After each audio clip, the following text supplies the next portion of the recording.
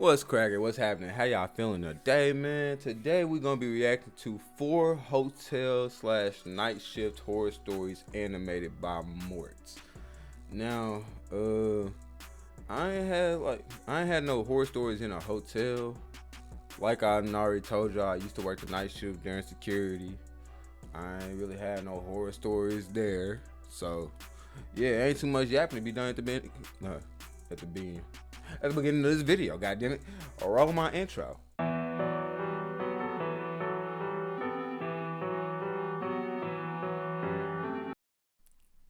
When I was around 22 years old, I had a scary encounter while staying at a hotel for a job.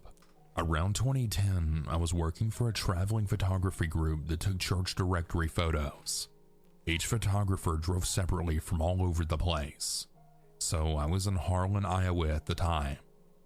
I was staying at a hotel along with other photographers who joined me. I remember I used to have this job working for like this campaigning company, like government campaigns, and so we used to have to like stay in hotels all the time, like as a group though. So I like it wasn't scary. It was freaky. It was more freaky stuff going on than scary. Like you got a whole bunch of young 20 something year olds, and we all getting bread like 1,500 a week. Everybody got money. We all got to stay at a hotel, so we able to save the bread for real. So everybody got money. Man, that was. I might talk about that on my other channel. Anyway, yeah. I believe there were 4 of us, 2 guys, a girl, and myself. One morning, I went down to breakfast and was watching TV in the hotel breakfast area. Someone was also down there nearby. A guy. When he looked at me, I said, "Good morning," as I do whenever I go, just to be friendly. He said it back and we just had a polite exchange. Something you would do with a stranger you never thought you would see again. He mentioned he was staying there with his team for a construction job. I go to leave and I say something very casual like, "Well, have a good one, see you later." And he said something like, "Could we hang later?" I didn't think anything of it and just brushed it off like, yeah, maybe. I don't remember if it was the same day or not, but as I didn't work until 11 a.m., I decided to go take a nap since I didn't sleep well the night before. We tend to work from like 11 a.m. to 10 p.m. give or take, depending on the... Bro, this got to be like a 20-year-old, like young, because just the way he reading this narration, had to be right. But now, as I get older, I understand what my English teachers was saying about using like as a filler word. Had to be like, it was like, and then you say like every, like, see, I just did it. 4 or 5 words. I get it now. I get it now. Sides of the church, etc. While laying in my room, I kept receiving phone calls to my room phone. I wasn't used to getting calls like that ever, so I just picked up. I would say hello, but nobody would answer. After a few times, I eventually just took the receiver off and placed it beside the phone so it would stop ringing. When it was time to get up and leave, I left my room and I saw the guy was there in the hall. I waved casually, still not thinking anything of it. He asked where I was going and I said I had to go to work. My friend then showed up, one of the female photographers, and I went with her to her car as I was going to ride with her to the church. I told her about getting strange phone calls and she mentioned that she did as well. Later that night there was a thunderstorm. My photographer group and I stood by the hotel lobby door watching the lightning. It was thundering and extremely dark. There were chances for tornadoes, so we were keeping tabs with each other. Eventually, never mind. I thought she said that was about to sit out there and watch the tornado. I was gonna say, see, you must not care about dangerous situations. I go to my room for the night, and I hear a knock on my door. I didn't really want to answer it. However, I did, cracking the door to see who it was. It was the guy. He talked about how I said we could hang out. Why is eyes so red? Hold up. Why is eyes like, look, bro, look like he is off that shit, boy. Like, look, he is loaded. Just close the door and yeah. Don't ever speak to him again. And call the police because it seems like he is able to find you wherever you're at. So yeah, you only got a stalker on your hands. Take care of that. Was the guy. He talked about how I said we could hang out, and I told him I was too tired after working all day long and I needed to sleep. I then shut the door. Now, I can't remember if this was the next morning or still night, but I recall him knocking again, but I wouldn't answer. I pretended to either be out or sleeping. I called my mom and started talking to her. I told her what was happening, and although I was scared, I almost acted like I wasn't when speaking with her. Then suddenly, I had a weird feeling. I whispered to my mom, "Mom, hold on a second. I need to check something." I then tiptoe as quietly over to my room door as possible. I look out the peephole and I see him. I then see him turn his head to my door as if he was listening for something. My heart started to race. I then saw him move to the side. You know how the wall sometimes goes in for the doors, so there's like an indentation in the hallway for each room? Well, Yeah. he goes to the wall away from the room that juts out. I think he thought he was hiding because he would try to lean his head around the corner of the jut out portion as if he was listening for something. I walked to the furthest side of my room quietly and whispered to my mom about how I'm scared. I called the front desk to complain like my mom suggested. I can't remember if I also texted my friend or called her, but she also complained to the front desk about the various phone calls she received. Eventually, we were given new rooms, and the construction group manager was told by the hotel about one of his guys, and that creepy guy was told to stay away from us. I even told some of the church people about that situation, and they all said if we needed to stay with them, we could. All very nice, but still strangers to me, and I didn't trust anyone at that point. I'm not sure what happened to him, as I didn't see him after that. I was a little jealous of my friend because she ended up with a hot tub in her room, and I didn't, Hey, hold on. but it was fine. Hey, man. Yeah, I'd be jealous too. I'd be hot. Why she get the hot tub? I went through pain and suffering too. I need relaxation, recognition, compensation. What's another Asian word? Man, you know what I mean. However, after that, I was way more. But I ain't gonna lie, that was a weak ass story. That one was weak as hell. Like, I need the good shit. aware and careful with who I talked to and what I said. Man, this next one better be good. I'm a 31-year-old female states away from home on a business trip. About an hour ago, around 8:30 p.m. here, I had just gotten back to my room from a work dinner. I heard shuffling in the hallway and peeked out of the peephole. I saw a figure seemingly outside the room to the left of mine, looking outward. They were knocking the lighting and said twice quickly, "Hello, hello?" Then it sounded like the door opened and closed. I was like, okay, they must have forgotten what room they were in or something and someone let them in. I walk back to the main part of my room and I hear shuffling again. I look out again and see a figure. Can't really make out what the person looks like, but I see them on the other side of my room this time. And again hear light knocking and, "Hello, hello?" Now I'm starting to get a weird spidery sense of like, what the hell's going on here? I see the figure leave and think, okay, that was really weird. Then I again start hearing shuffling. I start walking toward the hotel room door and hear a light knock on what sounds to be my room door yet again. And I hear, "Hello, hello?" And Bro, immediately after some... At that point, like, get the strap. Get the strap, cause you're not finna harass me, bro. You're not. It's not gonna happen. Like, we gotta take care of this problem expeditiously, cause apparently you don't get the art of subtlety. If I'm not answering the door, that means stop knocking on that motherfucker. You feel me? Like, if I'm not answering the phone, that means stop calling it, right? Like, same principle. I wonder if there's like a switch, like a chemical in the brain that regulates common sense. You feel me? Cause it just seems like a lot of people don't have common sense. Like, they're just not all the way there. I wonder if it like developed or if it was born.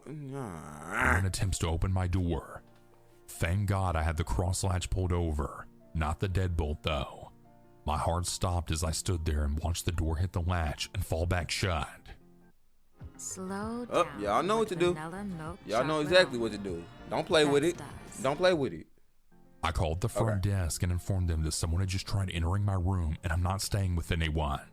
The front desk attendant just replied back with, "That's really strange. I don't have any housekeeping up there." To which I replied, "Okay, well, that's very concerning. Can you please send someone up to check around?" The attendant then replied, "Well, there's no manager on duty." All right, then you come on. You come up here then. You come on. There ain't no manager. Like, why? Why is it every time there's some BS, some bogus stuff going on, bro, there's never anybody to regulate or, you know, get a resolution to the problem. Gotta wait till the next morning. Gotta wait until I get back from my trip and all that. Like, no, I need my solution now. I need my solution now, or it's finna get very crucial for everybody in this vicinity. Like, nobody might have a job after this. Nobody. They might have to close the entire shit because I'm finna nuke it. Whole nuke, just goddamn nuke town. Yeah, all that. Asked if I should call the police instead because I was very worried, as I then started to cry a bit. She then replied that I should definitely do what I thought I needed to do. I hung up and cried for a bit, not really sure what to do. I didn't want to ask for another room because I'm too scared to leave now. 10 minutes later, the hotel phone starts ringing. I was honestly feeling really scared to answer. What you mean too scared? Man. But I did. It was the front desk attendant, and she said the police were going to be coming to my room, and she didn't want me to panic when I heard someone knock on my door. I said okay and hung up. I just sat there and thought, how do I know if this is legit? Whoever tried to access my room had a key. Otherwise, how else would the door have actually opened? A few minutes later, as expected, I heard a knock. I looked out the peephole and saw 2 male officers. I didn't ask to see their IDs, which in hindsight probably would have been the smart thing to do, but I was so shaken up and not really thinking. I opened the door and they asked what was going on. I told them all that I explained above. They said it was good that I had the cross latch pulled over because the door would open if not. I then responded. Bro, see, that's another thing about like talking to the police that be pissing me off. They be saying obvious stuff, like the most obvious stuff. Oh, well, it's good that you had the cross latch on there because if you didn't, the door would have opened. Bitch, I know that. What? See, and it's stuff like that, like, because if I'm in distress and you telling me obvious stuff bro, I'm going to lose it. I'm going to snap on niggas. It's a hotel. What do you mean? What's the point of the access card then? And wiggled the handle. We were in the hallway talking with my door open just for context. Then they took a pause and were like, oh, it automatically locks? Again, I'm like, yeah. You hear that? They were like, and then I was like, I don't know. I see where my English teachers meant. I see what they meant. It's a hotel. So then they had me shut the door and open it with the key to test it. Sure enough, it didn't open without the access card. They then said that it was probably housekeeping. I then responded that the front desk attendant told me there was no housekeeping up there when I called. Plus, it was 8:30 p.m. Why would housekeeping be coming by at that time unless I had requested someone to come by? Plus, I noticed housekeeping had already been done during the day because my trash was emptied and the dirty towel was gone. They immediately told me that they thought it was housekeeping and not to worry, but if anything else happened or I felt unsafe to call them. They also said that if I wanted to change rooms, they were sure the hotel would accommodate this. I said okay while crying, and they left. Now I'm sitting in my room crying, laying under the covers of my clothes. I'm sure I won't sleep tonight. I'm also too afraid to change rooms because I don't want to leave this room. I have the cross latch pulled over and the deadbolt locked. I mean, I think I'm safe. Am I being paranoid? Was it probably really just housekeeping? Should I be doing something different? Update. I'm home safe and promptly came down with a nasty bug, slowly crawling out of it. I'm really glad that I followed my gut and reacted the way I did to do what I could to stay safe. I was able to speak with the manager the next day when she came in at 11 a.m. Unfortunately, the response from her was really disappointing, just like the night shift front desk clerk and the morning shift front desk clerks when I checked out. Needless to say, I will never stay in this hotel again, and I will be avoiding this large chain as a whole. Bruh. I'm gonna let that play. But y'all know, like the video. Man, and it's probably just cause I'm a man, and you know, I probably would never be able to relate to, you know, those violations of womanhood. But like, I don't know, cause it's like, I have the thought to just switch my room, or I had the thought to rationalize it away as, yes, that was housekeeping, and they just didn't know that I didn't want housekeeping. Like, I wouldn't think so much into it, right? But I understand, like, as a woman, especially being alone, you know, they have to be aware of these types of things. But me, I just me personally, it wouldn't. I wouldn't be just sitting in my room crying about it and all this other stuff. Like, once the police said it was straight, you know, I could change rooms, all right, cool, for sure. But I'm not gonna be sitting there crying about it, just worried out of my wits. Hey, the deadbolt worked, so he's gone. And then I can't even say I'm not gonna stay at the chain anymore, cause hey, that happened at that hotel. It doesn't mean it's gonna happen at the other one, and that might be my only choice. You know, that might be the only place I can stay at. So, yeah, I guess, but that's just me. So this happened about 7 months ago. I was visiting San Diego for job interviews and staying in my favorite hotel in Sorrento Mesa. For a background, I'm a 40-year-old man and Hold on. All right, my bad, y'all. I had to get my drink in my two-step, you feel me? It's on, but yeah, I'm back. pretty big guy. For a background, I'm a 40-year-old man and a pretty big guy. Okay, I'm 6'1" and a former strip club bouncer. And I probably shouldn't say this, but I'm glad that we finally got a man on these, because it's usually just a dude creeping on a woman. That's always what these videos usually turn into. So I'm glad we got a different perspective now. I was finna get irritated. Now on to the weirdness. On my third night, I was up pretty late after hanging out with some old friends after my interviews. I got back to the hotel around 2 a.m. with some Sonny's Donuts. After eating a few, drinking a few more, and watching South Park post-COVID, I decided to have a smoke before going to bed. I ain't even gonna lie. Besides the cigarette, because I hate cigarettes. Like, the things stink. If you smoke cigarettes, please stop. But getting back to the hotel with some donuts, watching some South Park, probably just smoked you a nice little, you know, a nice little little green twist. I don't know if I could say the funny leaf word on YouTube. I don't know. Trying to stay within guidelines. But yeah, probably just smoked you one of them, and you know, watching South Park. Hey, come on now, bro. See, he might have to commit a crime for somebody disturbing his peace during his work trip. He might have to commit the crime, cause bro, you in a. This made it now around 3 a.m. So I go downstairs, walk out front to the smoking area by the fountain, but there's another couple who are also staying at the hotel already there. I didn't want to impose, so I decided to just walk around the outside parts of the hotel while I smoked. I walked around the pool, the barbecue area, the basketball courts, and then started back for the side door. As I did, a black sedan drove up alongside me and stopped. The window rolled down and a tiny Asian woman asked if I knew how to get out of the parking lot and back to the street. Now from there, when she asked me, this was literally in a straight line about 150 feet in front of her. So I thought she was either drunk or just... I was just gonna say, how do you not know how to get out of the parking lot you just came into? And then he's saying it's right in front of her. Man. All right, let's see what BS ensues. Line. So I just politely said yes, just keep going straight, and then turn left at the tree. She then asked me if I could get in the car and show her.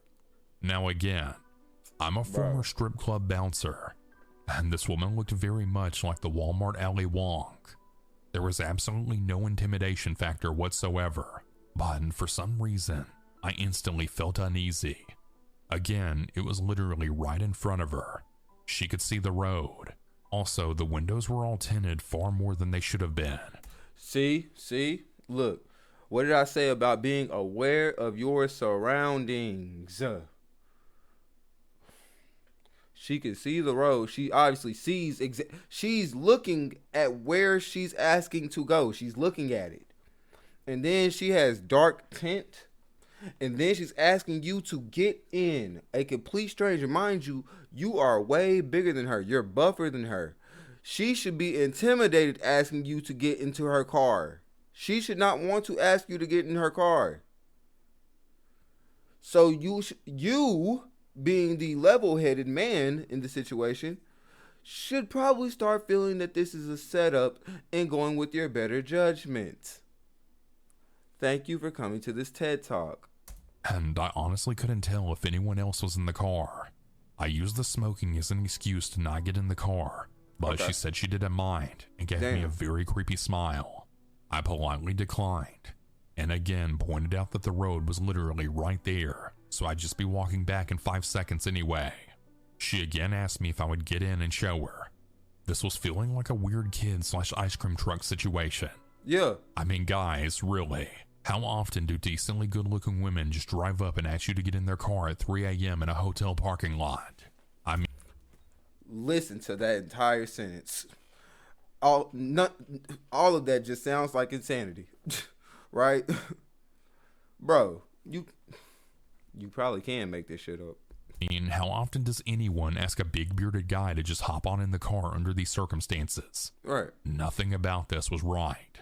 Again, I politely declined as I finished my smoke, and was luckily already standing right at the hotel side door when all of this started, so I just went in.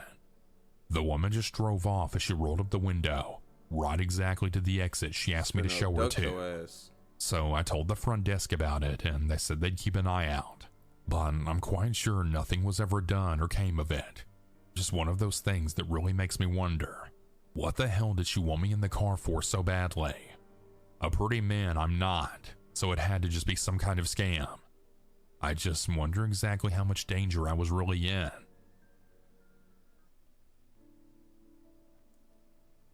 When I first moved to New York City, I thought the hardest part would be finding an apartment. Turns out that was the easy part.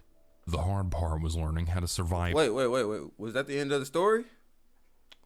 Bro, these stories are trash. These stories are absolute trash. Here, how to blend in, move fast, speak up, and not let people take advantage of you. And especially as a young woman. I'm 23 years old and I had started working at the Madison Hotel 3 months ago. It's a medium-sized place tucked in between office buildings and coffee shops in Midtown. Not fancy, but not cheap either. It gets a lot of business travelers, tourists, and sometimes people who look like they have money but don't act like it. My job is at the front desk. I work the morning... Hold on, wait. People that get money but don't they look like they get money, but they don't act like it. Hey, I know quite a few people like that. Some of y'all that watch me, I know y'all are like that in real life. Y'all look like y'all get money, but y'all ain't really getting no money. And you can just tell by the way you talk. Money talk money. I've been around money. I've lost money. Look, right now, I don't look like money. I need to shave. Look, y'all, I started this YouTube channel at a low point in my life. And y'all are just, coming along with me on the come up. So I appreciate y'all. But I've been around money for real. Like a whole bunch of millionaires in one room. I've seen it. I've been a part of it. The walk, the talk, all of that is different. You can't fake it. You can't put clothes on it and say that that's it. No. Hey, but ignore me, right? Ignore the homeless beard looking guy, right? But I'm just saying. Shift, which means I'm usually up by 5:30 a.m. and on my feet before the sun rises. I wear a navy blazer with a name tag, pull my curly hair into a bun, and try to smile even when I don't feel like it. The job's alright. It's steady and I like meeting people from all over. Most of the guests are nice. Some are rude. A few are weird. I learned to handle all of them the same way. Politely, professionally, and with just enough distance to protect myself. But I really wasn't ready for William. He walked in on a Tuesday morning. I remember the exact day because it was raining, and he shook water off his umbrella right into the car. Bruh, the thing is, niggas named William always be on some BS, bruh. Especially if their name is William, but they go by Bill. If their name is William, but they go by Bill, they are definitely on some BS and cannot be trusted. And now I want you to think about any Bill whose real name is William, and then just think. Carpet. He wore a long gray coat, black gloves, and carried a brown leather briefcase that looked expensive. He was tall, maybe 6 feet, with silver streaked hair and sharp features. Mid-50s, I guessed. Checking in, he said, setting the briefcase on the counter. My name's William. I found his reservation. 3 nights, king bed, breakfast included. Welcome to the Madison, Mr. William. You're in room 914, I said. Elevators are to your right. He didn't leave right away. You're new here, he said. I blinked. I am. I just started recently. You're doing great, he said, smiling. It's nice to see a friendly face in this city. I thanked him and went back to typing. He finally took his keycard and walked away. That should have been it, but he came back down later that day asking for recommendations. Restaurants, museums, places to escape the noise. I gave him a few suggestions. Again, he lingered. See, like, I don't know. Is that customary? Like asking the hotel staff like what's there to do in town? Cause I didn't do that. Like I would always just Google stuff, or I find Groupon. If you traveling, you going somewhere, and you trying to find something cheap, bro, hop on Groupon. On my mama, boy. Groupon get you straight. And this is not no sponsored ad, but hey, like Groupon done saved me so much money, and I done been able to go out on dates and stuff. All off the Groupon, baby. You gotta use your resources. Use your resources, man. Shit. Let me see if Groupon got a referral program, nigga. Shit. The next morning, he brought me a coffee. My itinerary be done, bruh. I be having, everything be paid for already before I even touch down in the city. I already know what we going to do for the entire weekend. I don't need to ask. And if it's not on Groupon, I'm sorry, I keep on pausing. If it's not on Groupon, then I can find it on Google. Or TikTok. Hey, yeah, TikTok be telling you a whole bunch of, but he look old as shit. Anyway, TikTok be telling you a whole bunch of stuff to do. Like, man, when I first moved to Dallas for the first time, and I had to take my son's mother out on dates and stuff, yeah, I found a lot of stuff on TikTok. Like, hey, I was a TikTok king. Thought you might need this, he said. I was surprised. Guests didn't usually do that. I thanked him, though something about it made me uncomfortable. Yeah, he flirted. Still, I didn't want to be rude. Each day after that, he found a reason to come to the desk. Sometimes he asked about the weather. Sometimes he just made small talk. He always tried to turn it personal. You from here? Got a boyfriend? What do you do when you're not behind the desk? I kept my answer short. He didn't take the hint. By the 3rd day, he was waiting in the lobby in the mornings before his meetings. He would be reading a paper, watching people, and watching me. I really like watching people, he once told me. What type of... Bro, if you flirting, trying to shoot your shot and all this, what type of creepy ass pickup line is that? I really like watching people. Like, bro, you're not reading the room. You're making everybody uncomfortable. I really like watching people. I really like for you to get the hell away from me. That's what I like. Give me what I like. Space, distance, peace, get away. Weirdo. You can learn so much about them just by observing. I smiled tight-lipped. Is that so? Sure, he said, sipping his coffee. I've already learned a lot about you, Jessica. That made my stomach twist. I told my coworker Maria. She wrinkled her nose. But the thing is, look. All right, they had Jessica's name tag right. But I be paying too much attention. She just said she told her coworker Maria. My stomach twist. I told my coworker. What that shit say on her tag? That say Natasha. They don't even say Natasha. They say Natasa. That's not Maria. I just wanted to point it out. Maria. She wrinkled her nose. That's not normal, she said. Please be careful. When William checked out the fourth day, I breathed easier. He came to the desk, suitcase rolling behind him. I'll be back soon, he said. I hoped he was just being polite. I was wrong. 2 days later, he returned. He wasn't a guest this time. Just walked in and stood at the counter. Hi again, he said. Miss me? I blinked. Can I help you with something? I just wanted to say hello, he said, grinning. I was nearby. Thought I'd stop in. I forced a smile. Sir, I'm working right now. He then leaned in slightly. You don't seem happy to see me, he said. Bruh, look, like that's the thing. Like, older dudes be thinking that this type of flirting is effective. No, it's creepy.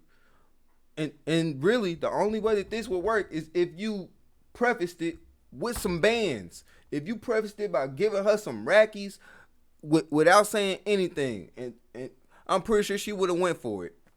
I'm not even gonna lie to you. I'm pretty sure she would have went for it. If you would have led with some rackies, led with that money, you're older white man. We know you got the discretionary funds. Like, you here on business, you got the bread, bro. Start, like, if you gonna run this type of play, you got to start with, like, you're a trick. Start tricking. And I don't believe in tricking or none of that. But if you're an older white, hey. If you are an older gentleman, you got it like that, and you going for the young tenderonies. I want to love you, pretty young thing. On me, Michael Jackson. Like, if you want to love the pretty young things, you gotta put up some pretty change. You feel me? Like, that's how they're built nowadays. That's how they're designed. Not all of them, of course. I'm not saying all. But some of them, a good portion of them, are like, lead with the bread, and then, you can get in her head. I'm just busy, I told him. He left, but came back. And then talking about I like to watch people. The game is in the toilet. The next day, then 2 days after that, sometimes to just sit in the lobby. Other times he brought gifts, tea, a notebook, a scarf. I never accepted them, but he'd leave them on the desk and walk away. I stopped being polite. I started avoiding eye contact. He noticed. One afternoon, I caught him waiting outside. I left through the side door, heart pounding. That night, I couldn't sleep. I kept checking the hallway through the peephole in my apartment. It got worse. One Saturday, I saw him on the platform at my train station. What? He didn't say anything, just stood there at the other end, watching me. I rode 3 extra stops and walked home on a different day. The next day, I had told my manager, David. He was concerned but unsure of what to do. He's not a guest here anymore, he said. We could ask him to leave if he shows up again, but unless he threatens you. He paused. I felt helpless, so I started documenting everything. Dates, times, what he said, where I saw him. I kept the gifts as evidence. The final straw came on a Wednesday afternoon. I was working the desk and William walked in like he owned the place. "Jessica, we need to talk," he said. No, we don't. I stood up. "No, we don't. You need to leave." He stepped closer. "I care about you. I think you feel the same." Bro, how do people be forming like these infatuations with others like this quickly? Like you ain't never had a conversation with them. You just saw them and just decided in your head, hey, this is who I want. This is what I want, and I will stop at nothing to get them. Bro, the thing is, Jessica could be a serial killer, bro. She could be like a crazy lady, and now you done walked your crazy self into an even crazier situation. See, that's why y'all need to take time to get to know people, feel them out. Stop being obsessed with people right off the bat, man. Like, if that's your wife, y'all been together years and stuff like that. That's different. But just seeing people out in public or just meeting somebody, getting their number, you got to stop the excessive behavior, man. Like, it gets to a point where, like, you need to be locked up. You need to be locked up because you're just a disturbance to others. And you're a disturbance that can't be quelled. Hands were shaking. I picked up the phone and dialed NYPD.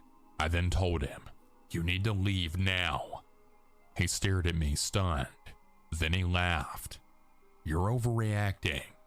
"No," I said loud and clear. "I'm not." 2 officers arrived within 10 minutes. William, of course, tried to play it cool, acting like it was all a misunderstanding, but I showed them the log, the notes, the gifts.